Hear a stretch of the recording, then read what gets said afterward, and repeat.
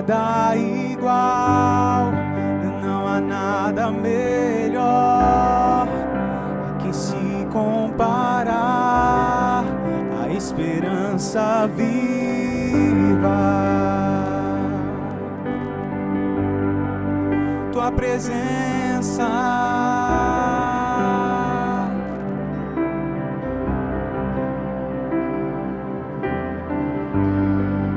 eu provei e vi o mais doce amor que liberta o meu ser e a vergonha desfaz.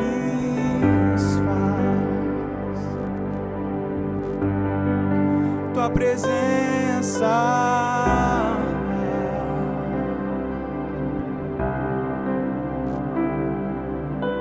Santo Espírito, tu és bem-vindo aqui. Vem inundar, encher esse lugar. É o desejo do meu coração sermos inundados por tua glória, Senhor.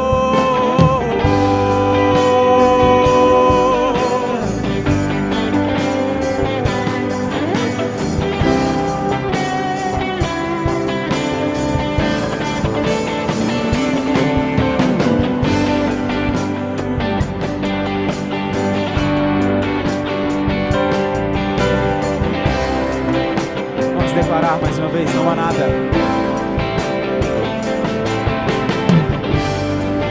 Não há nada igual e não há nada melhor a que se comparar, a esperança viva. Tua presença,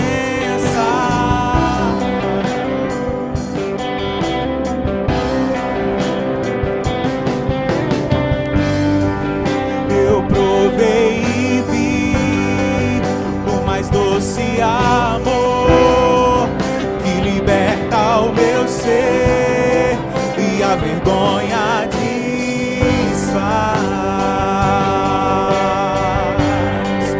Tua presença, Senhor, vamos declarar, Santo Espírito, Santo Espírito, és bem-vindo aqui. Vem inundar, encher esse lugar. É o desejo do meu coração sermos inundados por tua glória, Senhor. Santo Espírito, és bem-vindo aqui.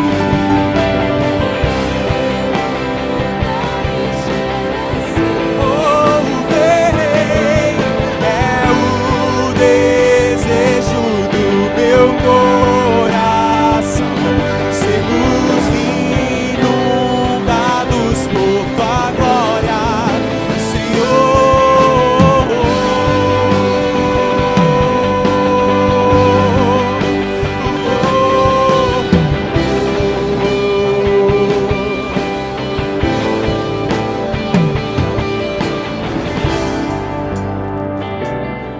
Quero te convidar aí onde você está a erguer as suas mãos, levantar as suas mãos mais alto que você puder. Nós vamos começar a declarar que nós vamos provar o quão real é a presença do Senhor. Nós vamos provar da glória dEle, da bondade dEle sobre as nossas vidas, sobre as nossas casas, sobre as nossas famílias. Aí onde você está, eu quero te convidar a levantar um brado de louvor ao Senhor nessa noite. Oh, oh.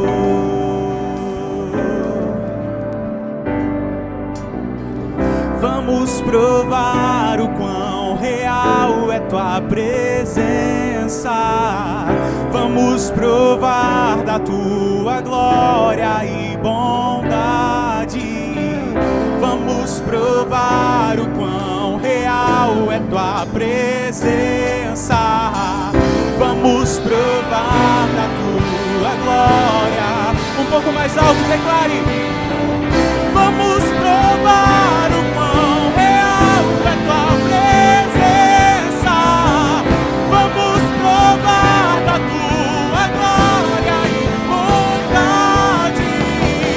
Vamos provar o quão real. Vamos provar da tua glória e bondade, Senhor.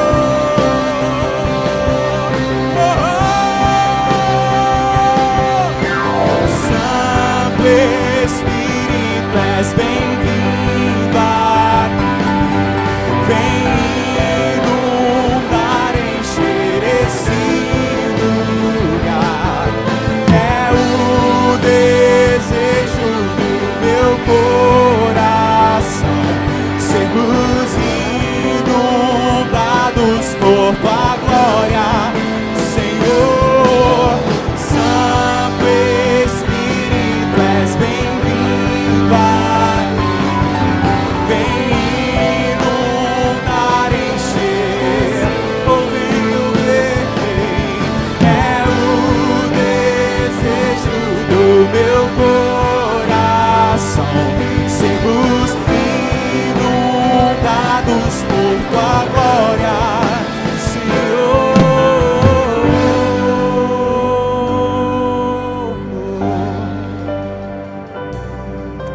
Aleluia. Eu quero te convidar aí na sua casa, nesse mesmo Espírito, erga as tuas mãos para cima e começa a pedir o Espírito Santo de Deus, que Ele comece a fluir através de você, que Ele comece a te encher até transbordar. Erga a tua voz, comece a clamar: Espírito Santo de Deus, enche-me nessa noite. Comece a declarar para que você seja cheio da presença, cheio da glória dEle nesse instante. Oh, Espírito Santo, enche-nos com a tua presença, enche-nos com a tua glória neste momento. Oh Pai, aqueça nosso espírito.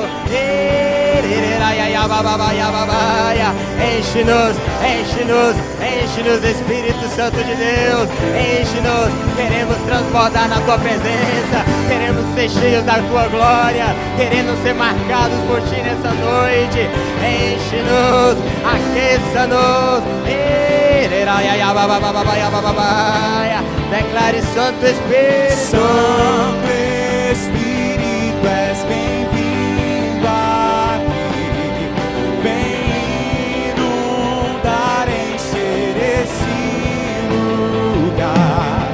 É o desejo do meu coração, sermos inundados por tua glória, Senhor. Aleluia. Sabe, lá em Apocalipse 1, a partir do versículo 2, João tem uma visão de Jesus no meio de 7 candeeiros de ouro. Esses 7 candeeiros de ouro representam a igreja, e a tua casa é uma extensão da igreja. Então eu creio que assim como o Senhor Jesus anda no meio das igrejas, Ele também está frequentando a tua casa agora. Amém? Eu gostaria de convidar você a colocar a mão na altura do seu coração, porque a palavra dele disse: me buscarei de todo o coração e me achareis. Então eu gostaria que você começasse a pedir e falar: Senhor, eu quero mais de ti nessa noite. Eu gostaria que você falasse: Senhor, eu quero mais de ti na minha vida. Se há uma área na sua vida que você queira que Deus atua neste momento, eu gostaria que você colocasse diante do Senhor, seja faculdade, seja emprego, seja saúde, seja sobre o seu casamento. Eu gostaria que você declarasse agora: Espírito Santo de Deus, eu quero mais de ti. Erga a tua voz, meu querido. Oh, Espírito Santo de Deus, queremos mais de ti em nossa casa, queremos mais de ti, Senhor Deus, no nosso lar, queremos mais de ti em nossa família. Sim, Espírito Santo de Deus, declaramos em nome de Jesus, queremos mais do teu agir, queremos mais do teu fluir sobre nós nessa noite. Sim, Espírito Santo de Deus, que o Senhor possa ir em cada lar agora, ó Pai, e tocar cada coração nesse momento. Sim, Espírito Santo de Deus, em nome nome de Jesus eu declaro, Espírito Santo, mais em Ti, sobre a família de todos, ó Pai, mais em Ti, sobre o lar de cada um que está assistindo. Sim, Espírito Santo de Deus, que o Senhor possa encher com vida, transbordar com saúde, abundância de graça e favor. Oh, recancharaia babaia.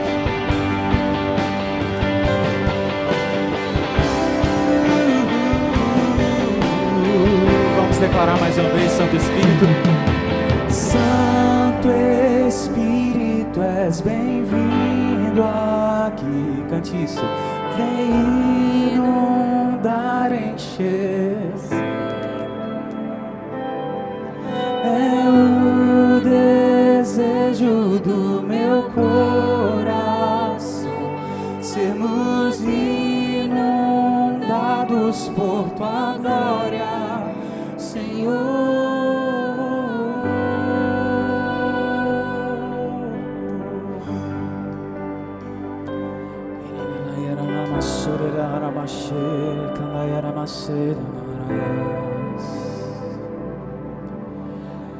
Senhor, tudo que nós precisamos, tudo aquilo que nós necessitamos, nós encontramos em Ti, Deus. Deus, a Tua palavra diz que do nosso interior fluiriam rios de águas vivas. Pai, eu quero declarar nessa hora, Senhor, sobre cada um dos meus irmãos que estão em casa, Pai, que rios de águas vivas fluirão através do coração de cada um. Senhor, a Tua palavra diz isso e a Tua palavra é a verdade. Eu creio, Senhor, que rios de águas vivas fluirão do nosso interior, fluirão de nós e através de nós, Senhor meu Deus. Essas águas vão inundar a nossa casa, vão inundar aqueles que estão ao nosso redor, Senhor. E cada um daqueles que precisam e necessitam do Senhor serão transformados nesses dias. Esses dias são momentos de oportunidade, onde o Senhor quer fluir através da sua vida, onde o Senhor quer fluir através da sua adoração, do seu coração para Ele.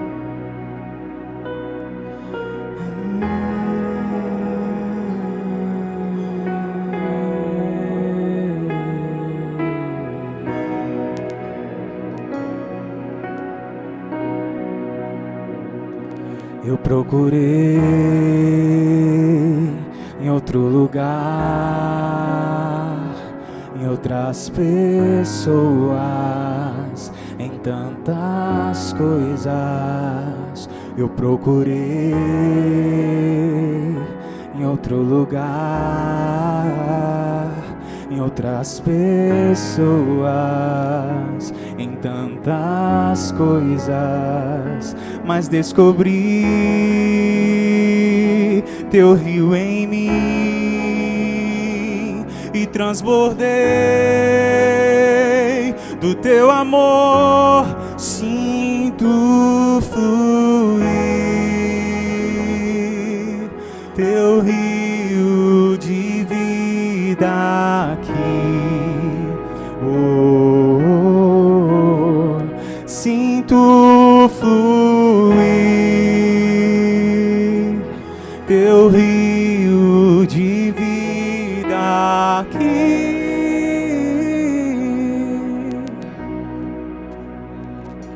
Eu procurei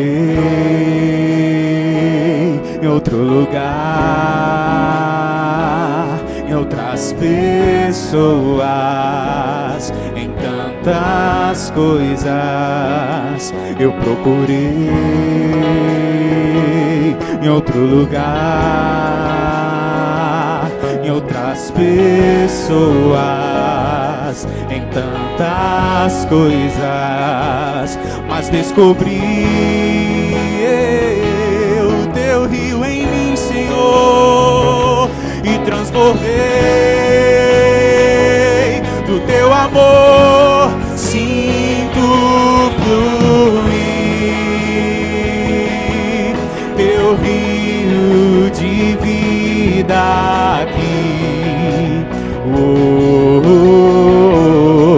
Sinto fluir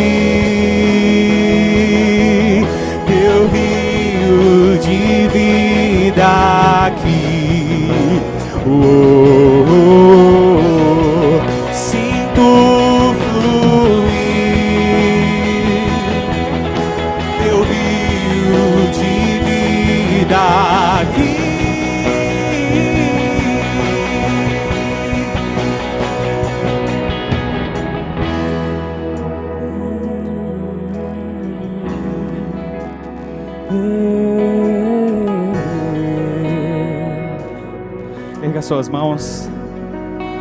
Vamos declarar que nós ansiamos pelas águas do Senhor, pelo fluir do Senhor nas nossas vidas.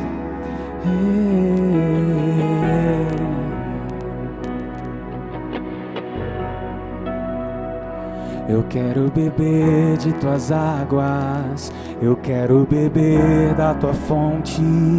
Vou mergulhar no teu rio, vou mergulhar no teu rio.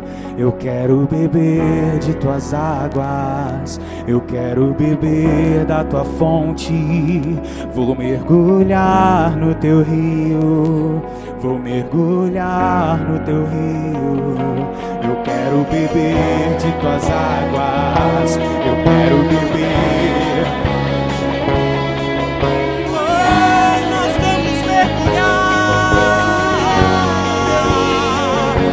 Eu quero beber de tuas águas, eu quero beber da tua fonte. Vou mergulhar no teu rio, vou mergulhar no teu rio. Eu quero beber de tuas águas, eu quero beber da tua fonte. Vou mergulhar no teu rio, vou mergulhar. Sinto fluir.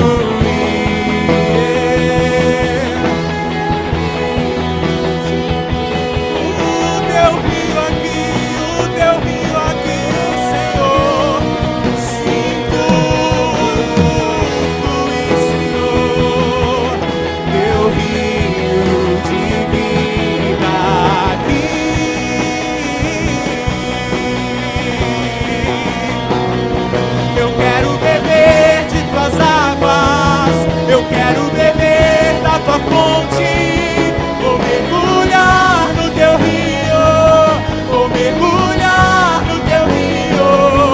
Eu quero beber de tuas águas, eu quero beber da tua fonte, vou mergulhar no teu rio.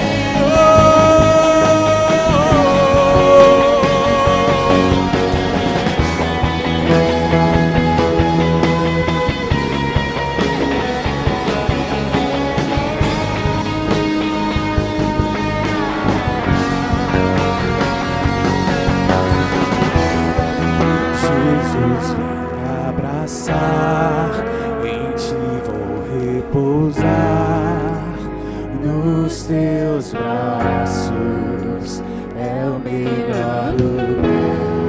Jesus, vem me abraçar, em ti repousar, nos teus braços. Declare isso mais uma vez. Jesus, Jesus, em ti nós vamos descansar. É o melhor lugar.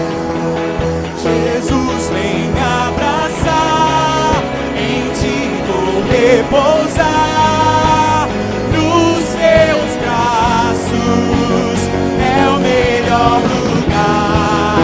Jesus, vem me abraçar, em ti vou repousar, nos teus braços é o melhor lugar.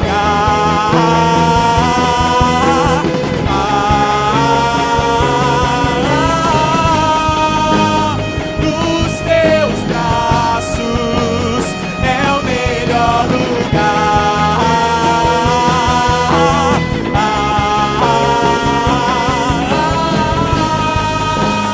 Nos teus braços. Leva-me a viver a tua vontade, leva-me a viver o teu querer. Eu quero descansar em você. Leva-me a viver a tua vontade, leva-me a viver o teu querer. Eu quero descansar em você.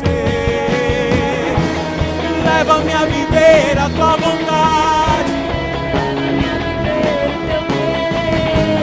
eu quero descansar em você.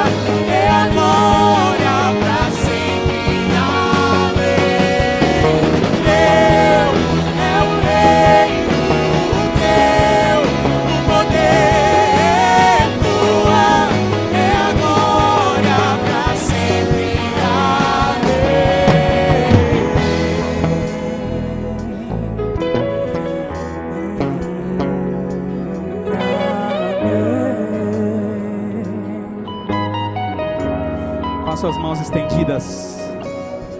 Comece a declarar que dele, por ele e para ele são todas as coisas.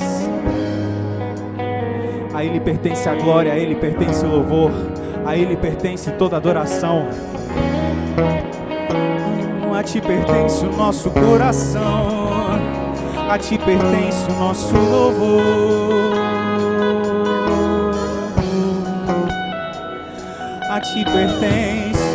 A ti pertence as nossas vozes, os nossos lábios, as nossas mãos, os nossos pés.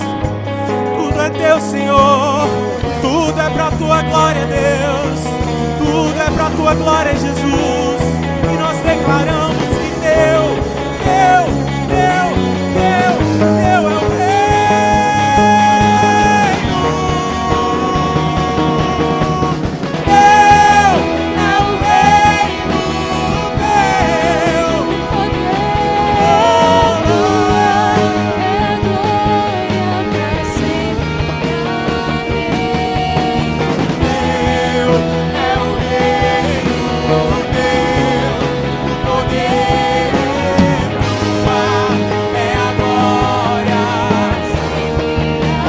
O nome dele.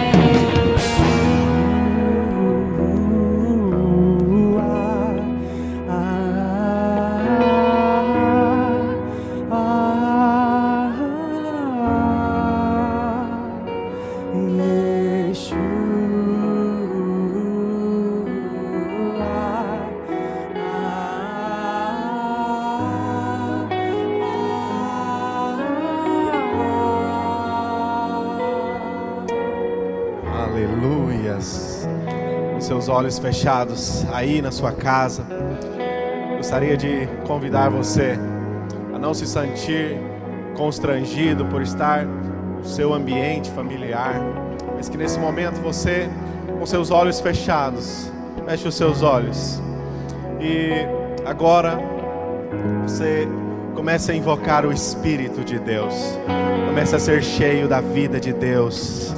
Oh,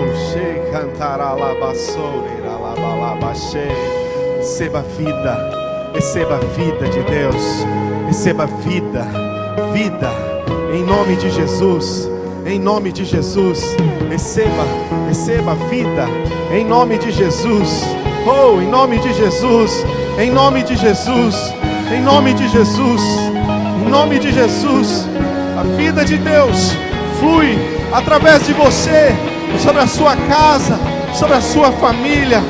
Oh, em nome de Jesus, receba vida no Espírito, receba. Ei, calalabaçou, calabalabaxê. Oh, calabalabaxê. Calalabaçou, calabalabaxê. Oh, em nome de Jesus, nome de Jesus, nome de Jesus. Oh, ei, calalabaçou, calabalabaxê. Em nome de Jesus, receba vida, abundante vida. Oh, em nome de Jesus, aleluias, glória a Deus, aleluias.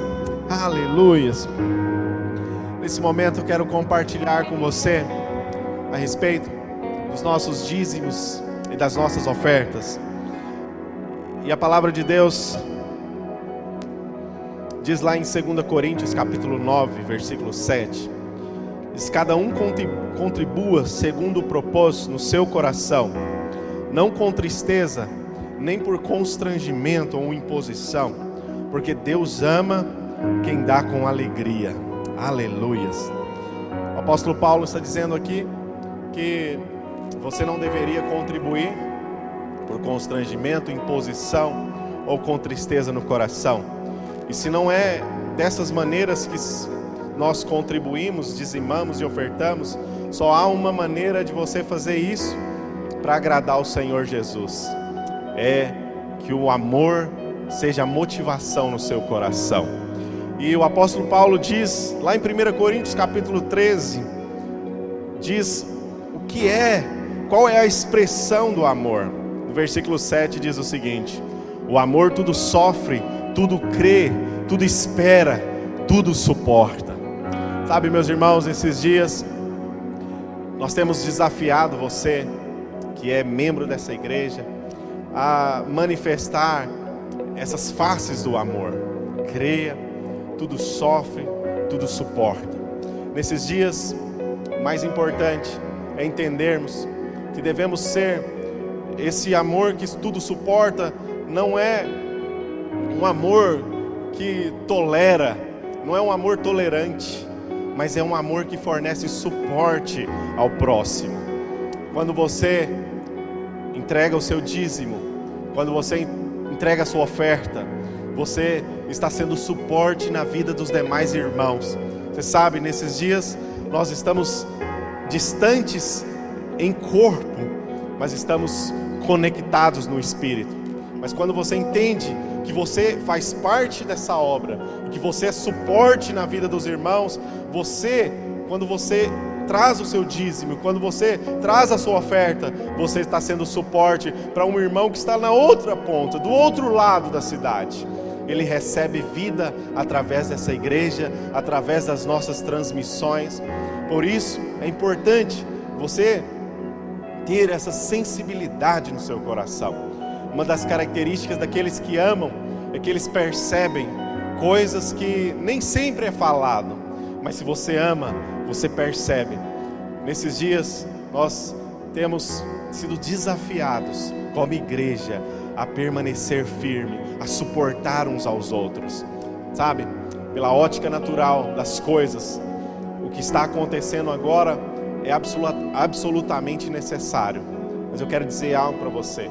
Por trás de tudo isso, existe uma mente maligna orquestrando contra a igreja. E a maneira de nós respondermos a isso é permanecer sendo suporte na vida da igreja, suporte na vida dos irmãos. Se você quer fazer isso, se você deseja ofertar, se você vai entregar o seu dízimo, nós vamos projetar para você o número da conta. Você pode transferir o seu dízimo, a sua oferta, ou você pode trazer diretamente no prédio, no horário comercial, das 7 às 12 e das 14 às 18 horas. Sempre vai ter alguém aqui para atender você, para orar com você, para ministrar sobre a sua vida. Eu quero louvar o Senhor pela vida desses irmãos que têm sido suporte nessa obra, nesse momento. Eu louvo a Deus pela sua vida. Você entendeu e você tem manifestado o verdadeiro amor, o amor que pensa no próximo, o amor que pensa nos irmãos. Dessa maneira, esse evangelho, essas ministrações têm alcançado pessoas que nem são dessa cidade. Mas eu quero que você faça um compromisso de ainda mais ser fiel ao Senhor. Enquanto nós louvamos ao Senhor, você vai estar recebendo, está sendo projetado o número da conta. Anote, faça isso em nome de Jesus.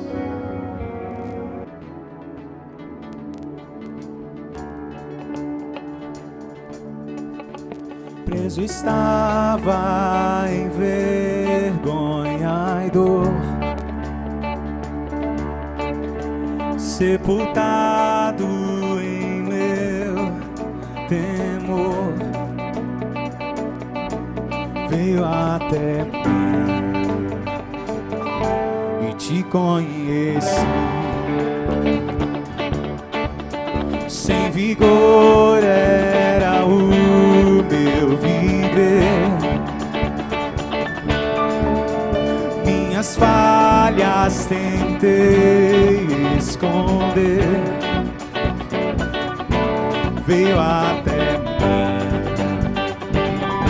e te conheci. Você me chamou e do sepulcro saí. Glorioso dia foi quando te conheci. Você me chamou e do sepulcro saí. Glorioso dia foi quando te conheci.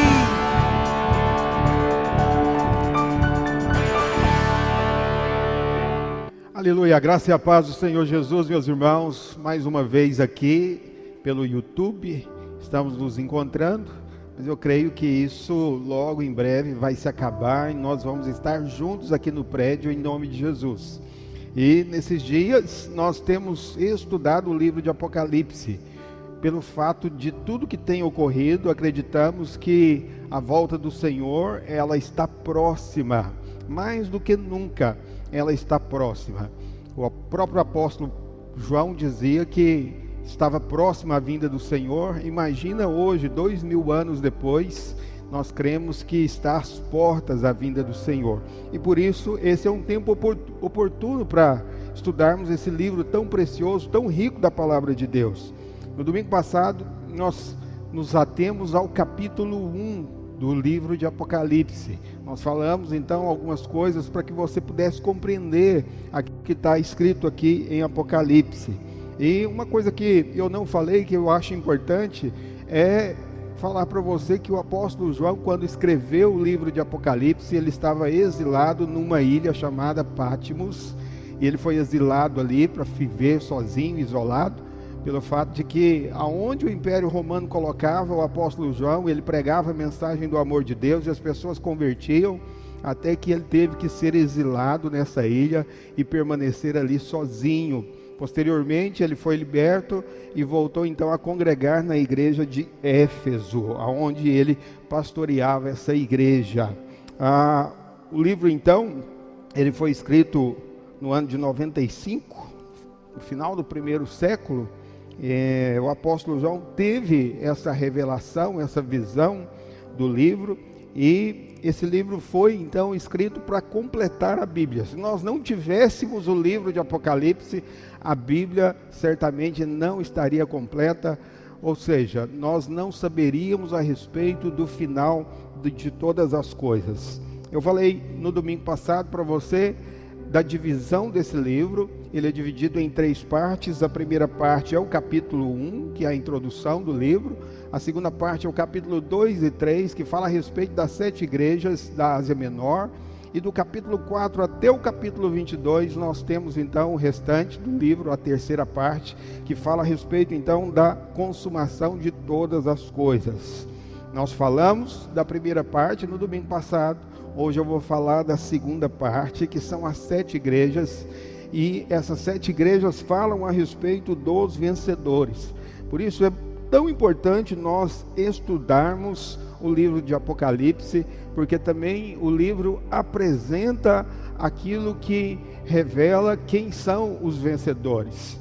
Nosso encargo é edificar uma igreja de vencedores, então você precisa saber o que é ser um vencedor. Eu anotei aqui algumas razões para nós estudarmos esses 2 capítulos de hoje, o capítulo 2 e 3 de Apocalipse, que fala a respeito das 7 igrejas.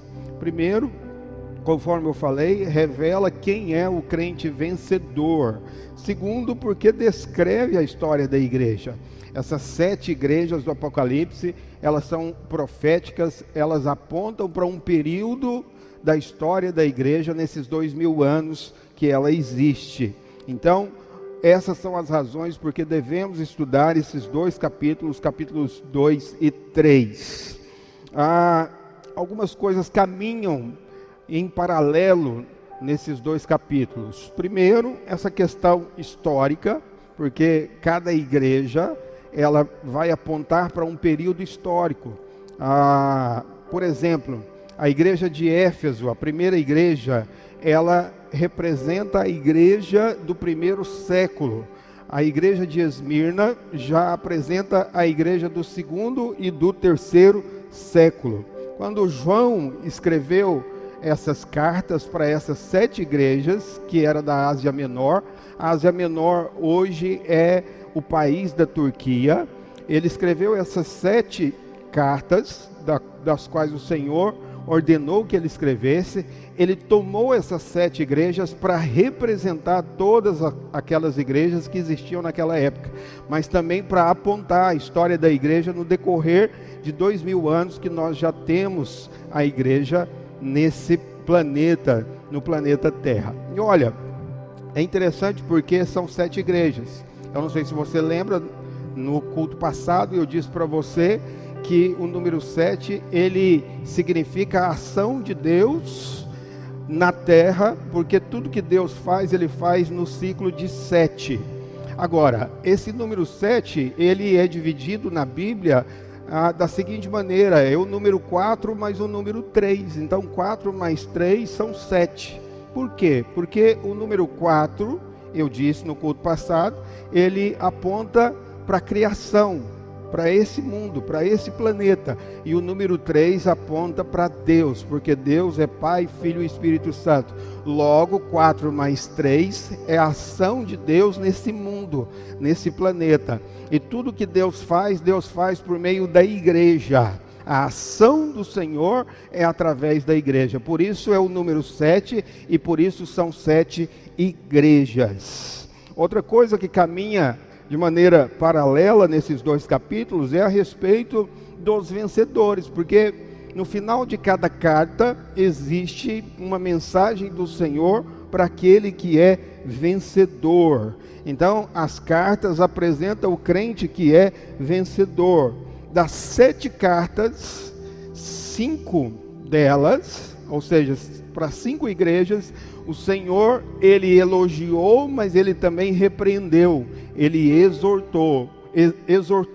Uma igreja ele não elogiou e nem exortou, e uma igreja ele apenas elogiou, não teve repreensão, não teve exortação. E dasquelas que ele repreendeu e elogiou, é interessante porque o Senhor, ele antes de repreender, ele elogia.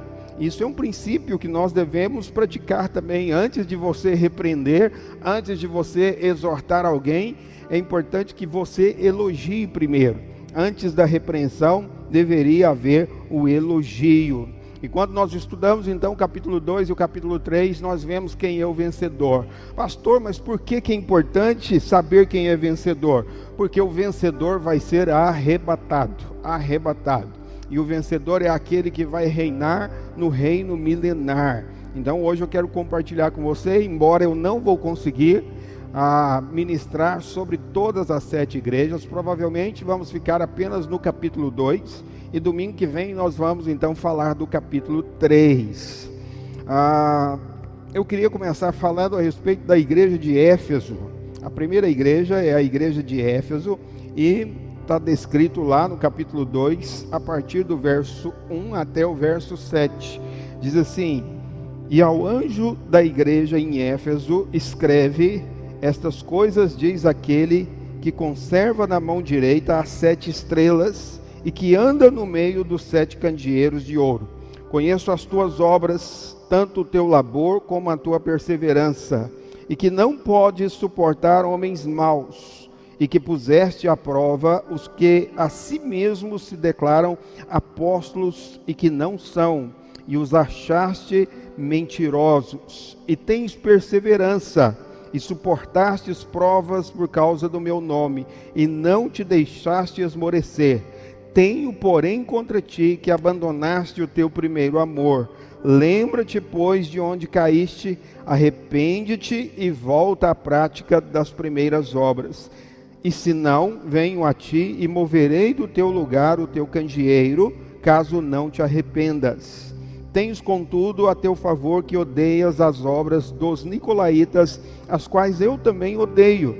Quem tem ouvidos, ouça o que o Espírito diz às igrejas. Ao vencedor, dar-lhe-ei que se alimente da árvore da vida que se encontra no paraíso de Deus. Então essa é a primeira igreja, a igreja de Éfeso. E a palavra Éfeso significa desejável. Essa igreja, a igreja de Éfeso, é a primeira igreja porque ela aponta para o primeiro século. É a igreja apostólica, é a igreja dos apóstolos, é a igreja que viveu o maior avivamento até então.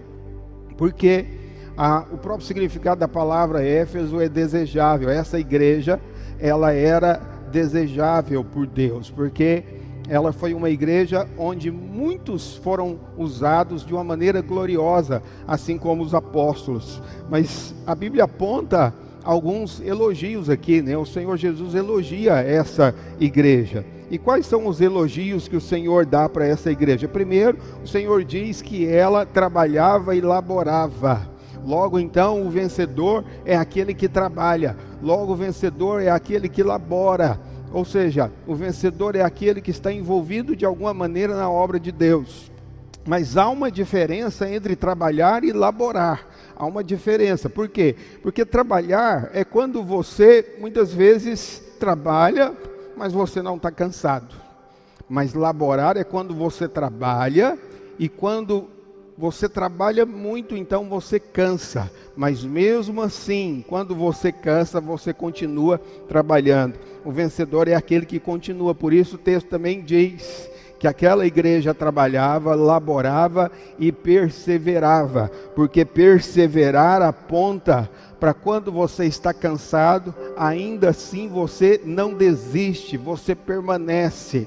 Muitos irmãos começam bem, trabalhando, servindo, fazendo muitas coisas para Deus, tendo obras, laborando, mas em algum momento eles deixam de fazer aquilo do qual Deus chamou eles para fazer, ou seja, eles não têm perseverança. Por isso que na palavra de Deus conta-se não o começo, mas se conta o final.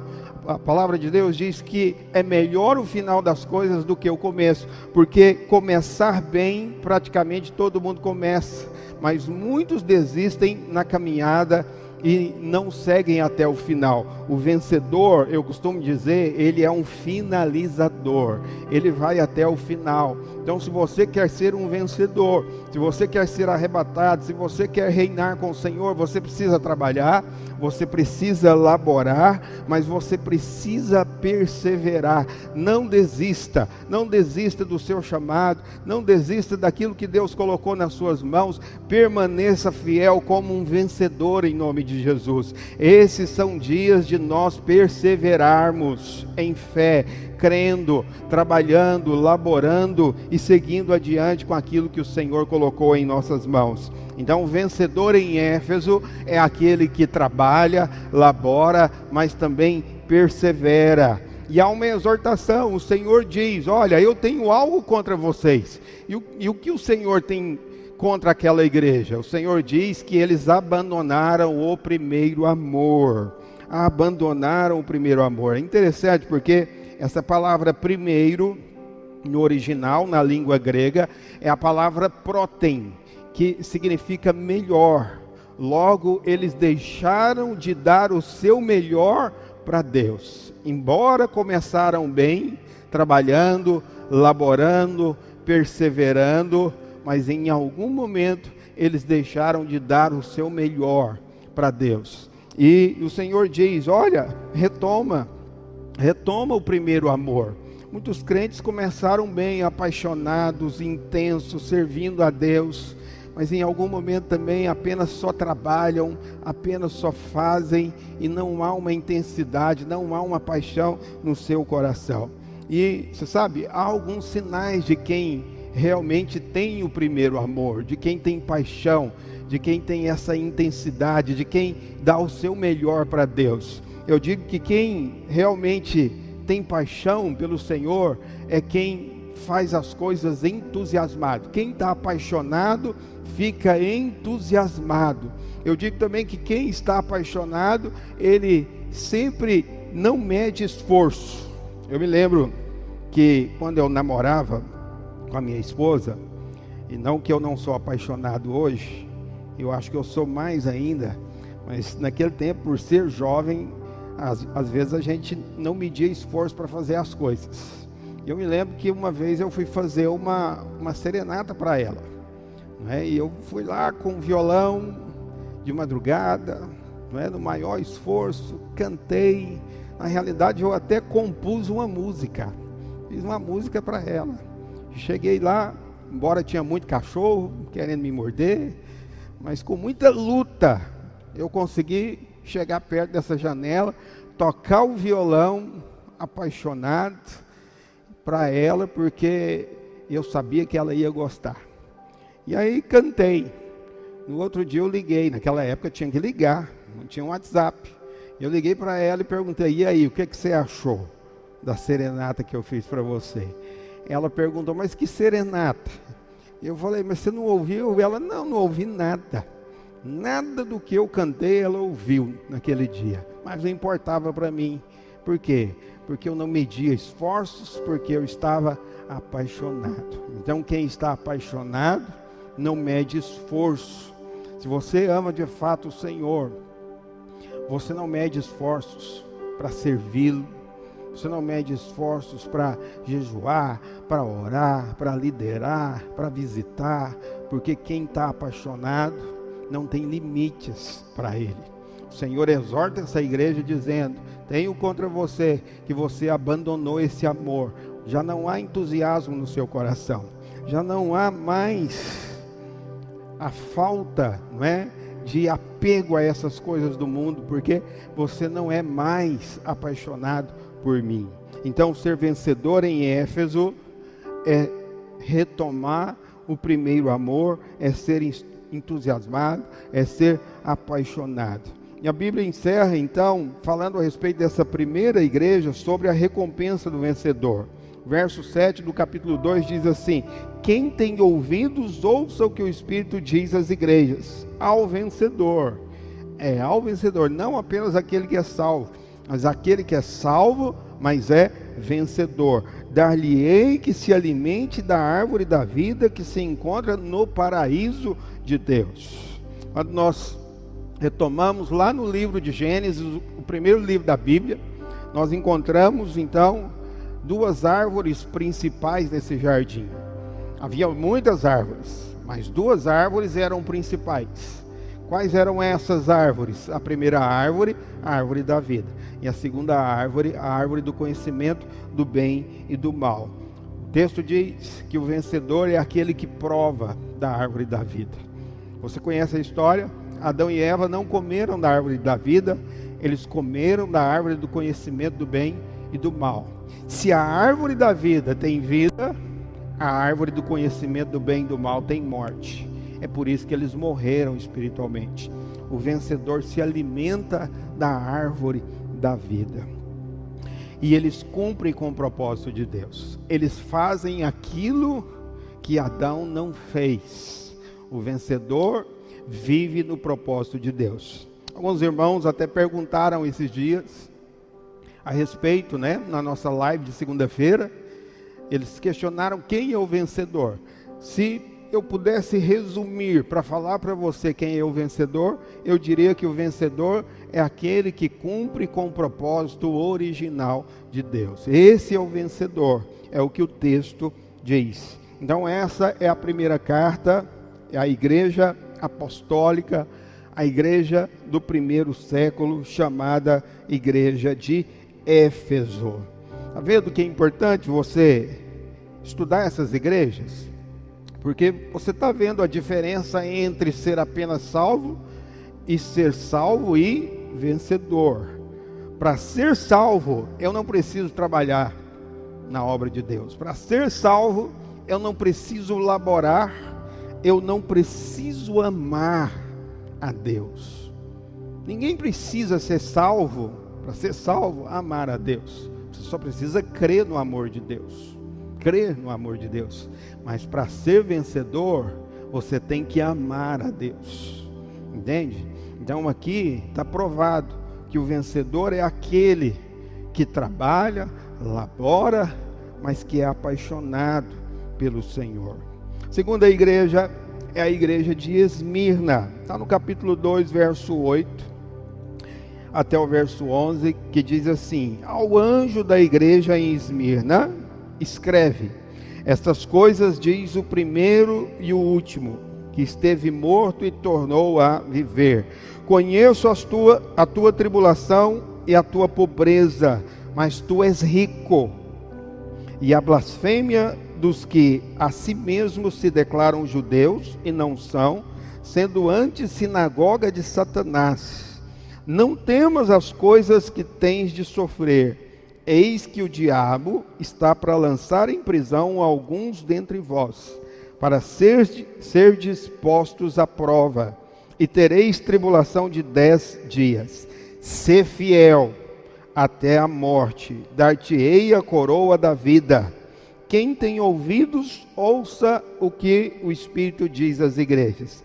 Ao vencedor, de nenhum modo sofrerá o dano da segunda morte. Então essa é a segunda igreja, a igreja de Esmirna, e a palavra Esmirna significa sofrimento, porque ela vem da palavra mirra, que significa sofrimento. Aqui nós já adiantamos um pouco no tempo. Essa igreja representa a igreja do 2º e do 3º século. Essa foi a igreja que mais sofreu perseguição na história até aqui. O Império Romano, ele impregnou fortes perseguições e até mesmo perseguições sistemáticas contra a igreja nesse período, 2º e 3º século. Então, quando você vê ali o Coliseu na cidade de Roma, que era um estádio que tinha muitos espetáculos, e dentre esses espetáculos, o principal nessa época, 2º e 3º século, era o espetáculo de se colocar crentes, cristãos na arena, para que leões que ficavam semanas sem comer, eram soltos para que pudesse atacar esses cristãos. A história diz que muitos morreram, na realidade milhares e milhares morreram ali naquela arena, a ponto de muitas vezes a arena ficar completamente cheia de sangue. E os imperadores romanos, eles não toleravam os cristãos nesse período, e por isso essa igreja sofreu muito. Por isso o significado da palavra Esmirna é sofrimento, sofrimento. Essa igreja não tem nenhuma repreensão, mas também não tem nenhum elogio prático, nenhum elogio. Mas nós podemos ter a percepção daquilo que é o vencedor nessa carta, na carta da igreja de Esmirna. É interessante que o Senhor diz para ela que ela era pobre, mas ao mesmo tempo o Senhor diz: tu és rico. Por quê? Essa igreja de fato era pobre materialmente. Talvez até hoje, o período histórico da igreja, onde a igreja foi mais pobre, foi exatamente no 2º e no 3º século, porque eles tinham que se esconder, fugir. Aqueles que tinham posses, o Império Romano tomava, confiscava, eles ficaram pobres por causa da sua fé. Esse foi um tempo em que ser crente era comprar uma passagem para o céu, entende? Então por isso o Senhor diz: ser fiel até a morte, para essa igreja. Mas o Senhor diz: tu és pobre, mas tu és rica. Ela era pobre materialmente, mas era rica espiritualmente. Veja bem, Deus não quer que você seja pobre materialmente, pelo contrário, Deus quer que você prospere. O desejo do coração de Deus é que você prospere. Em 1 Coríntios, o apóstolo Paulo diz que o Senhor se fez pobre para nos fazer rico. Mas deixa eu te dizer algo: não seja apenas rico, próspero financeiramente. Seja rico de experiências com Deus. Seja rico de revelação da palavra de Deus. Seja rico da unção do Espírito Santo. Por que o Senhor aponta riqueza e pobreza aqui? Porque riqueza é sinal de autossuficiência lá no mundo. Quem é rico, nessa hora aí da pandemia, quem é rico não está preocupado. Por que não está preocupado? Porque tem autossuficiência, tem dinheiro na conta, ele não precisa preocupar, ele não depende de ninguém. Por isso que Jesus, no Sermão da Montanha, no capítulo 5 de Mateus, ele diz: bem-aventurados são aqueles que são pobres de espírito. Pobres de espírito. Porque riqueza diante de Deus significa muitas vezes autossuficiência. Para ser rico espiritualmente, você precisa ser pobre de coração. Pobre de coração. E a pobreza, nesse aspecto, aponta para a dependência. Só é rico em Deus quem é pobre do coração. quem reconhece que precisa, que necessita de Deus. Então essa igreja, apesar de ser pobre materialmente, também era pobre do coração. E por isso ela era rica espiritualmente. Muitas vezes a gente vê irmãos que são ricos nesse aspecto de autossuficiência. Eu não sei quanto a você, mas eu reconheço a minha dependência dos irmãos. Nesses dias eu tenho sentido muita falta de estar numa reunião, estar num culto, entende? Aquele que não sente falta é porque é rico de coração, mas aquele que sente falta significa que ele é dependente dos irmãos, então ele é pobre de coração, e se ele é pobre de coração, ele se torna rico diante de Deus. Então o vencedor em Esmirna é aquele que nunca é autossuficiente para com Deus. E eu falo para você, não é só para com Deus, é para com os irmãos na igreja também. Por quê? Porque a igreja é o corpo de Cristo. Logo, ser dependente de Deus é ser dependente da igreja, é ser dependente dos irmãos também. Aqui na carta para Esmirna, nós também vemos algo que o Senhor diz que pode nos falar a respeito de ser vencedor. O Senhor aponta que naquela igreja havia judeus que eram da sinagoga de Satanás. Ou seja, esses judeus não eram verdadeiros judeus. Paulo diz aos romanos que o verdadeiro judeu não é aquele que é exteriormente, mas é aquele que é interiormente. Logo que o Senhor está condenando aqui nessa igreja, eram judeus que eram judeus apenas exteriormente. E isso aponta para a religião, para a religiosidade. Então, ser vencedor em Esmirna é não ser religioso. A religião, ela não é algo aprovado por Deus. Do ponto de vista humano, as pessoas pensam que a religião é algo bom, mas aos olhos de Deus, religião não é coisa boa. Por quê? Porque a religião, ela é fundamentada em 3 pilares, assim como o judaísmo também era, porque o judaísmo é uma religião. Então eu queria falar para você aqui dos 3 pilares do judaísmo, logo também são os 3 pilares de toda religião. Qual que é o primeiro pilar de uma religião? Qual que é o primeiro? É o templo. O judeu, ele adorava a Deus no templo. Existia um lugar que se adorava a Deus. Deus não era adorado em qualquer lugar. Deus era adorado em um país, em uma cidade, em um local. Que local era esse? Era o templo que estava em Jerusalém. Mas deixa eu te falar, cristianismo não é religião. Não é religião. Cristianismo se difere de qualquer religião. Por quê? Porque cristianismo não tem templo. Não tem templo.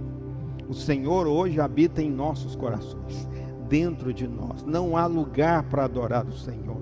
Não há lugar, porque Ele habita em nós. Ele não habita em templos feitos por mãos humanas, mas Ele habita em nós, que somos a igreja. O segundo pilar de uma religião, que também era do judaísmo, era a lei. Era a lei. Então veja, a religião é fundamentada em um templo, mas também em uma lei. Toda religião tem lei, tem as suas regras. No judaísmo, a lei estava nas tábuas de pedra, que foram dadas por Deus nas mãos de Moisés. Mas o cristianismo não é religião. Por quê? Porque a lei não é algo que está no nosso exterior, em páginas, ou seja, em pedras. A lei, na realidade, é algo que está no nosso coração. A lei agora é o Espírito que fala conosco aquilo que pode, aquilo que não pode. Entende? Nós não roubamos ou matamos porque há uma lei. Nós não roubamos e não matamos porque nós temos o Espírito dentro de nós, que nos leva a não caminhar em direção ao pecado, mas em caminhar em direção ao propósito e à vontade de Deus. Logo, o cristianismo não tem lei, não tem lei. O cristianismo tem o Espírito que está dentro de nós. Também, um dos pilares de uma religião são os sacerdotes. Então nós temos o quê? Nós temos o templo, nós temos a lei e nós temos os sacerdotes. No judaísmo, somente os sacerdotes podiam ministrar da parte de Deus na vida do povo. Então o sacerdote era um intermediário. No cristianismo, que não é religião, nós não temos intermediários. Na realidade, o Senhor fez de cada membro da igreja, um sacerdote. Nós temos ligação direta com Deus. Então, ser vencedor em Esmirna é não ser religioso, é não achar que existe um lugar do qual nós adoramos a Deus. É entender que nós servimos ao Senhor não por mandamento, não por medo, mas porque nós o amamos. Porque o seu Espírito está dentro de nós. Nós também não temos intermediários mais. Alguns irmãos às vezes chegam e falam para mim: pastor, o senhor, nós somos sacerdotes e o senhor, eu sou um sacerdote. E eu falo: está amarrado em nome de Jesus. Só existe um sumo sacerdote. Eu sou sacerdote, assim como cada membro da igreja é um sacerdote. O sumo sacerdote é Cristo. É Cristo. Então nós não somos religião. Ser vencedor é não ser religioso. E também há uma recompensa para essa igreja. Está aqui no capítulo 2, no verso 11. Diz: quem tem ouvidos, ouça o que o Espírito diz às igrejas. O vencedor de nenhum modo sofrerá o dano da segunda morte. Um pouco antes, o Senhor diz para Esmirna: ser fiel até a morte. Isso também faz parte de ser vencedor. Aquela igreja morreu como mártir. Praticamente todos os cristãos daquela época morreram como mártires. Por quê? Por causa de sua fé, eles tiveram que morrer. E eu falo para você: todo aquele que morre por causa da fé em Jesus, ele é um mártir, e por ser um mártir, ele é um vencedor, porque foi fiel até a morte. Pastor, mas se eu não morrer por causa do Senhor, então como eu posso ser vencedor? Ser vencedor é ser fiel até quando a morte chegar. Compreende? Então, mesmo que você não seja um mártir, que você morra já com muitos anos, farto de dias, de muitos anos, seja fiel até os últimos dias da sua vida. Porque para Deus o que conta não é o começo, para Deus o que conta é o final. Ser fiel até a morte. E na promessa, na recompensa para o vencedor, o Senhor diz: você não vai sofrer o dano da segunda morte. O que é a segunda morte, pastor? A segunda morte, ela na realidade é o lago de fogo. É o lago de fogo. Mas é possível um crente ir para o lago de fogo? Não. Nenhum crente vai para o lago de fogo.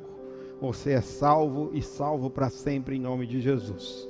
O texto não está falando do lago de fogo em si, da segunda morte em si. O texto está falando do dano.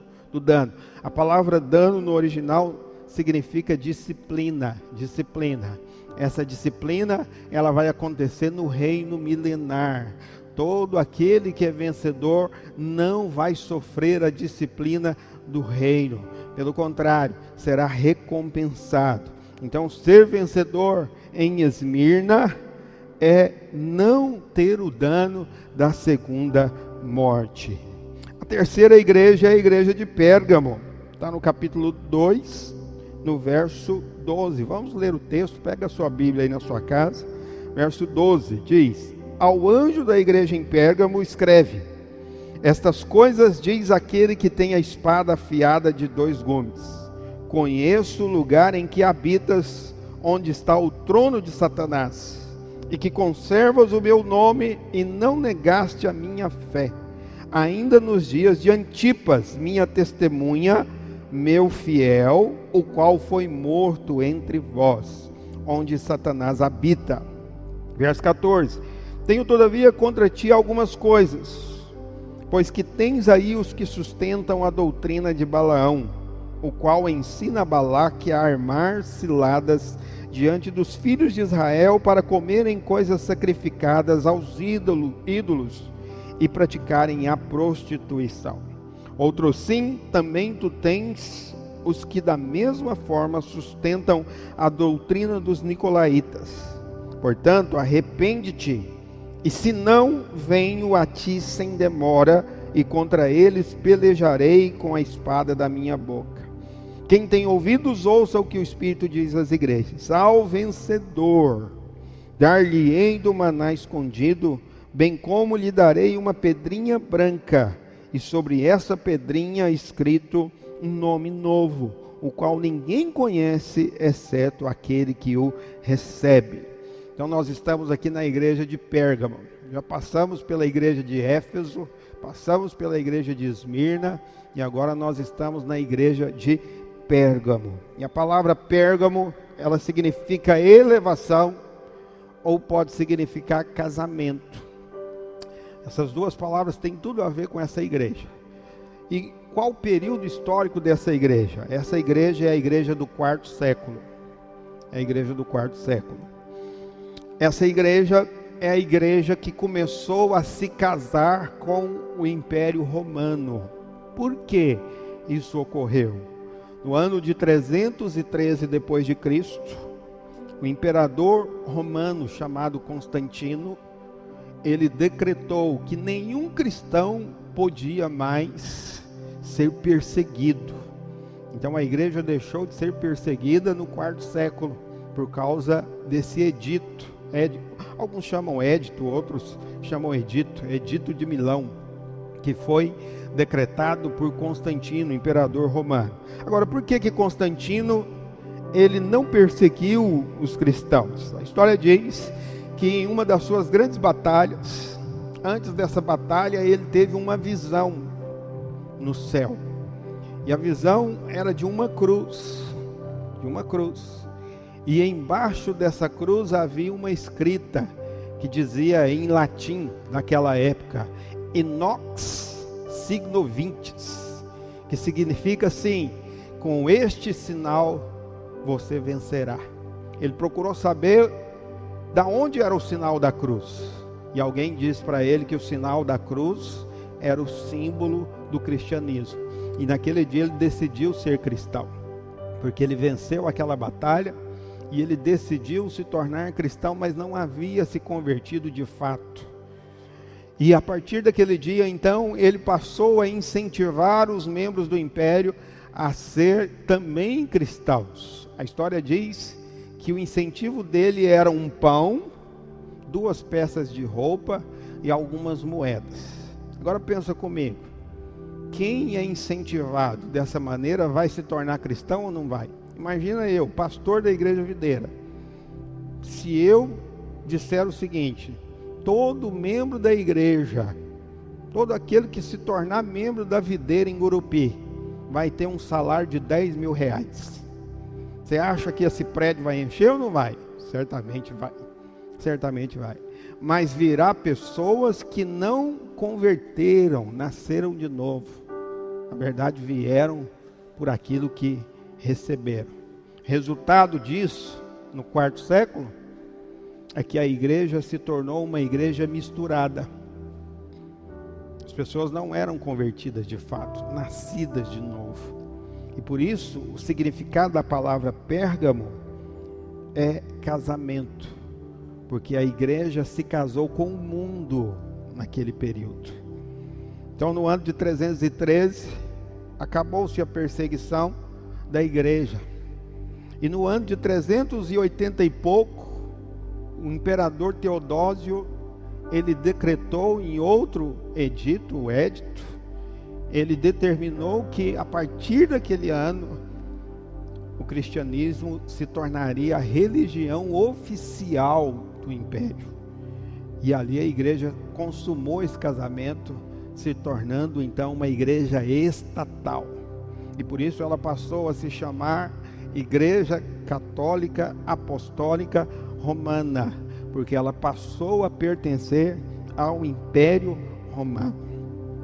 Então aqui nós encontramos algumas coisas a respeito de ser vencedor.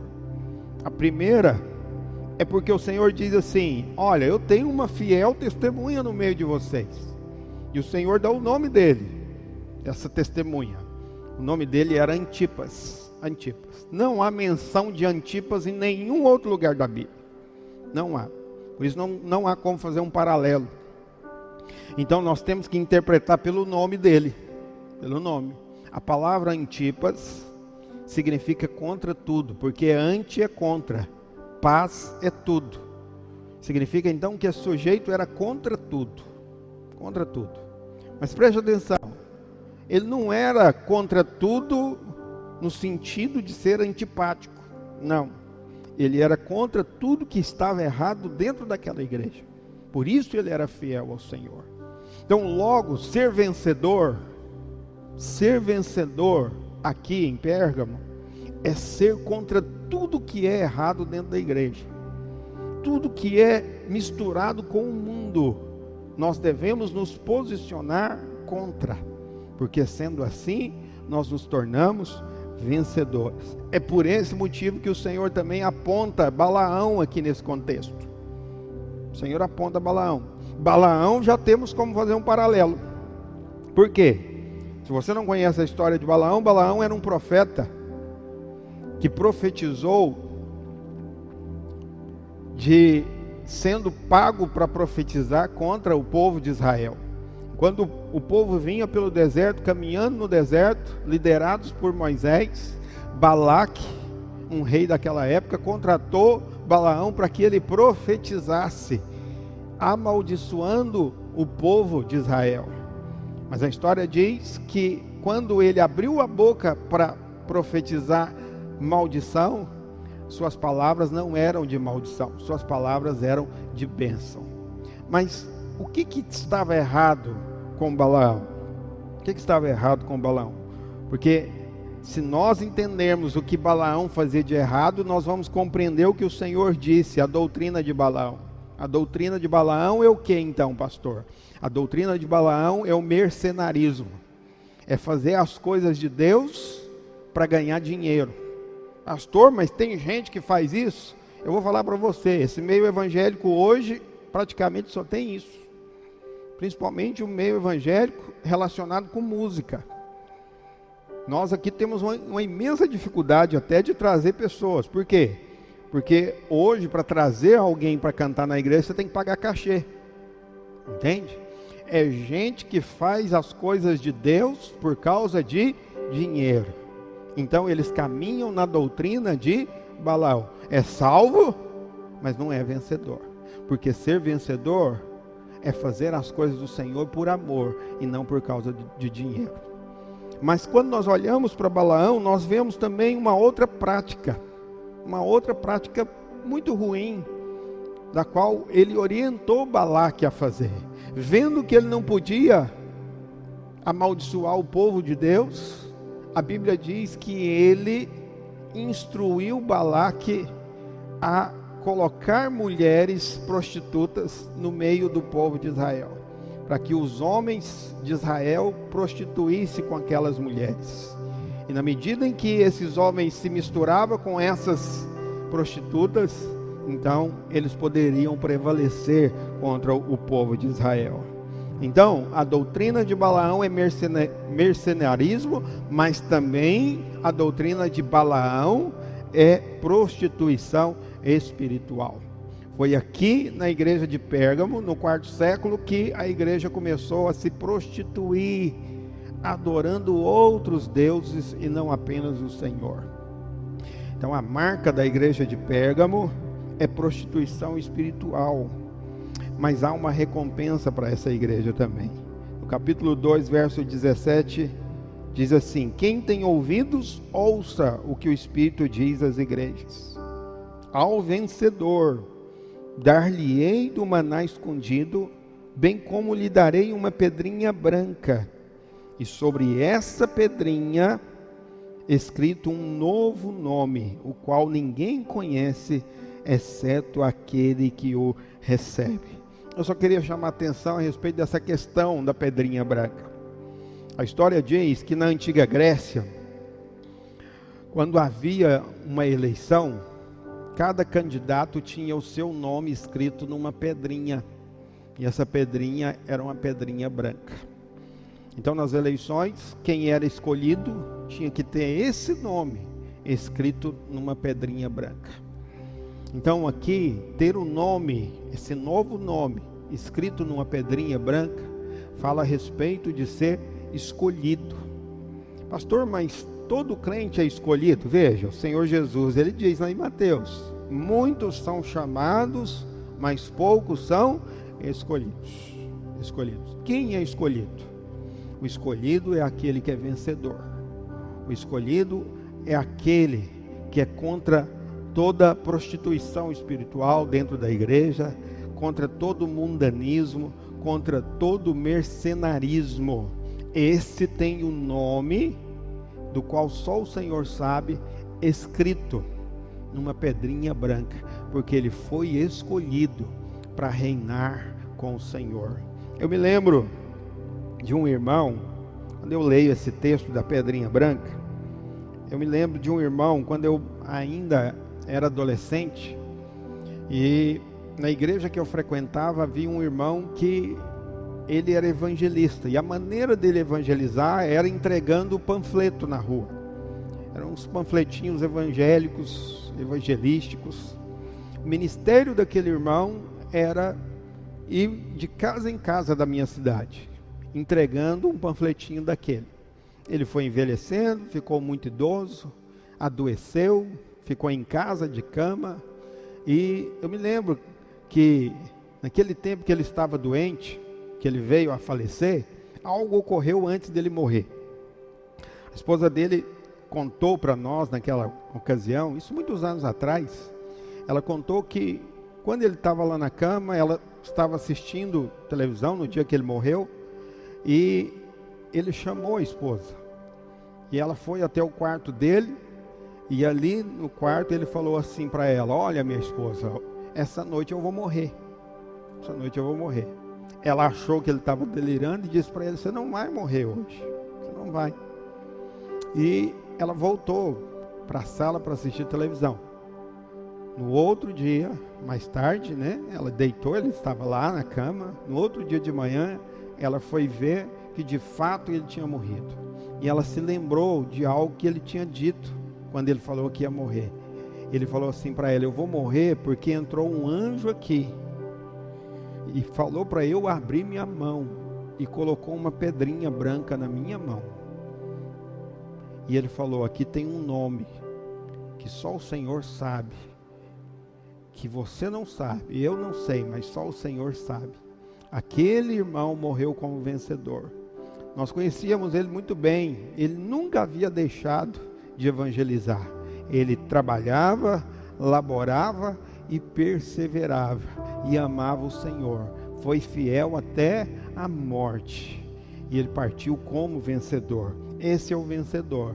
Ele tem um novo nome escrito numa pedrinha branca, porque foi escolhido para reinar. E a última igreja de hoje está aqui no capítulo 2, no verso 18 em diante. Pegue sua Bíblia aí e acompanhe a leitura.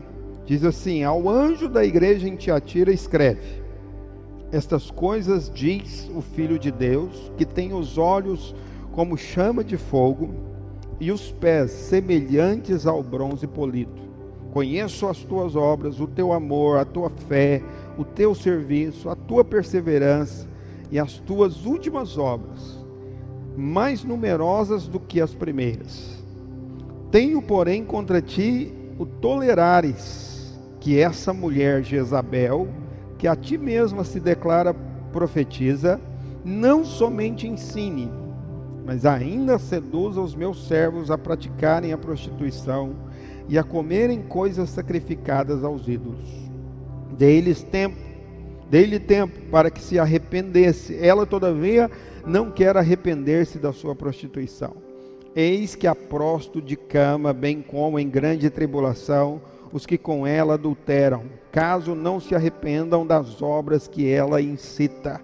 Matarei os seus filhos, e todas as igrejas conhecerão que eu sou aquele que sonda mentes e corações. E vos darei a cada um segundo as vossas obras. Digo todavia a vós outros, os demais de Tiatira, a tantos quantos não têm essa doutrina e que não conheceram, como eles dizem, as coisas profundas de Satanás, outra carga não jogarei sobre vós. Verso 25. Então somente conservai o que tendes, até que eu venha. Ao vencedor que guardar até o fim as minhas obras, eu lhe darei autoridade sobre as nações, e com cetro de ferro as regerá, e as reduzirá a pedaços como se fossem objetos de barro.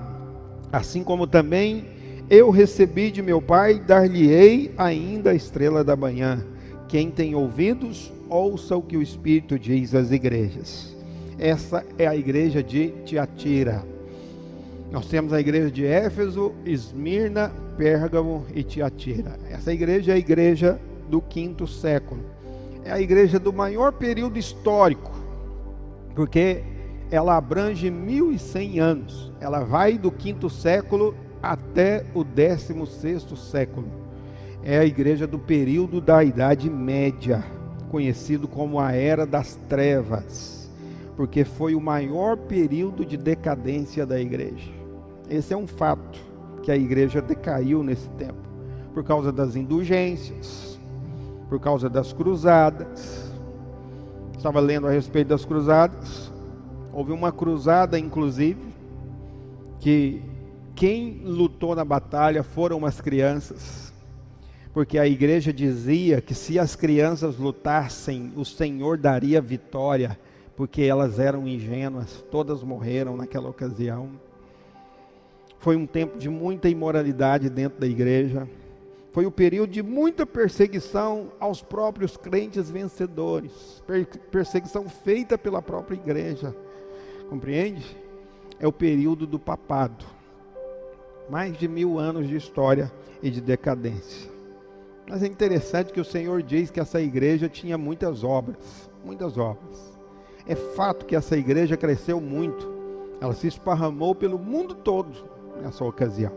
Ela se tornou grande e forte e muito rica, compreende? Mas o Senhor a repreende, porque nela havia uma mulher chamada Jezabel. E nós temos um paralelo na Bíblia sobre Jezabel. Por quê?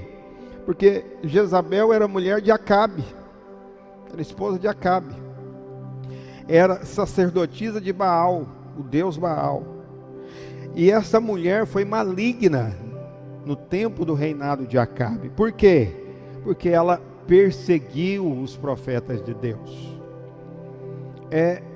A história de Elias, ela se dá aqui, na história exatamente de Jezabel, porque Jezabel perseguiu Elias na ocasião em que ele foge, e ela matou muitos profetas. Então essa igreja, chamada Tiatira, perseguiu muitos profetas de Deus também na Idade Média, e matou a muitos homens de Deus e mulheres de Deus. Por isso ela é mencionada aqui em Tiatira. Mas há uma recompensa para o vencedor nela, que diz assim: ao vencedor que guardar até o fim as minhas obras, eu lhe darei autoridade sobre as nações. Que está comprovado que o vencedor é aquele que vai reinar, porque ele vai receber autoridade. E a autoridade é posição. Todo vencedor receberá posição no reino milenar. Mas também diz sobre a estrela da manhã. Eu disse para você no domingo passado, a estrela da manhã aponta para o arrebatamento. Porque apenas aqueles que estão vigiando, acordados na madrugada, esperando a estrela da manhã, é que vem a estrela da manhã. Então logo o vencedor é aquele que vai ser arrebatado. Eu creio que nós estamos em dias de arrebatamento, próximos. Eu acredito que tudo que tem ocorrido está de fato dando um start para aproximar o dia do arrebatamento. E eu digo para você, arrebatado será aquele que é vencedor. Seja um vencedor na sua vida cristã, não apenas salvo, mas seja um vencedor. Eu queria que você aí na sua casa ficasse de pé para nós orarmos hoje, porque eu creio que nesses dias o Senhor vai despertar em você o desejo de ser um vencedor, não por medo. Alguns irmãos têm medo, pastor, eu não quero ficar aqui para o tempo do anticristo, mas que não seja por medo, que seja por paixão, por amor, porque você ama a vinda do Senhor. Eu quero que você agora abrace aí quem estiver do seu lado. Eu quero que você ore para que esse irmão, essa pessoa da sua família, seja achado fiel. Seja achado fiel, seja no arrebatamento, e se não ocorreu o arrebatamento, por agora, que você seja encontrado fiel, quando você envelhecer e partir para encontrar com o Senhor.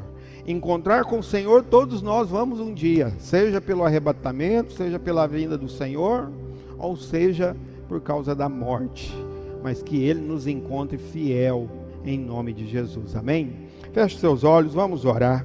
Ó Deus, nós oramos como igreja nesses dias, que o Senhor desperte no nosso coração esse anseio, esse desejo de sermos achados, ó Deus, fiéis diante do Senhor. Pai, que nesses dias o Senhor venha falar ao coração de cada um desta igreja, porque nosso encargo, Pai, é edificar uma igreja de vencedores, que cada irmão seja apaixonado, que cada irmão, ó Deus, possa viver cada dia trabalhando, laborando, perseverando na fé, nas coisas do Senhor. Nós queremos ser, em nome de Jesus, vencedores, não apenas salvos, mas vencedores. Que em nome do Senhor Jesus, cada irmão dessa igreja seja arrebatado, Pai.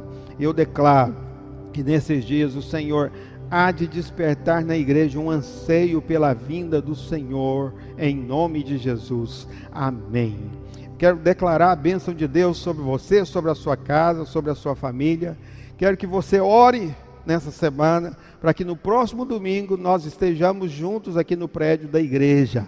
Se de fato isso se confirmar, nós faremos 2 cultos, um culto pela manhã e outro culto à noite. Nós já definimos que vamos separar por redes. Seu pastor de rede vai te informar qual o culto que você vai participar. Eu creio que no próximo domingo vamos estar aqui em nome de Jesus. Deus abençoe a sua semana. Aleluia.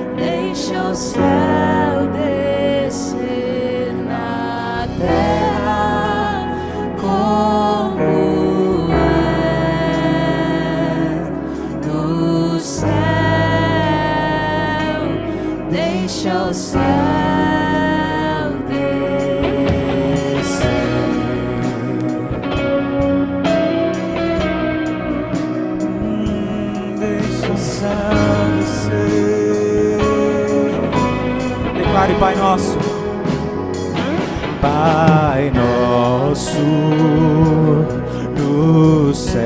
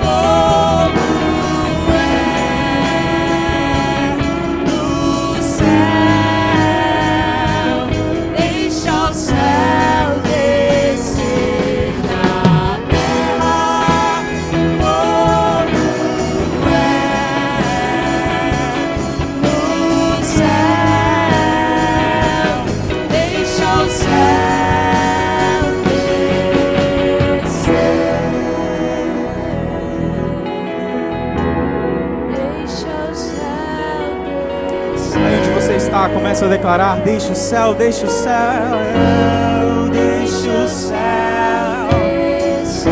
deixa o céu descer, deixa o céu descer, Deixa o céu descer. deixa o céu descer,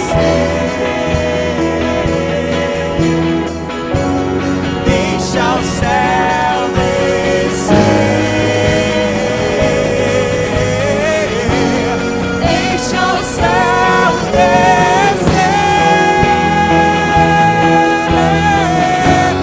deixa o céu descer,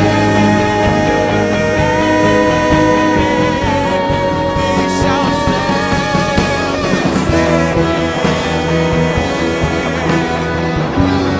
Deixa o céu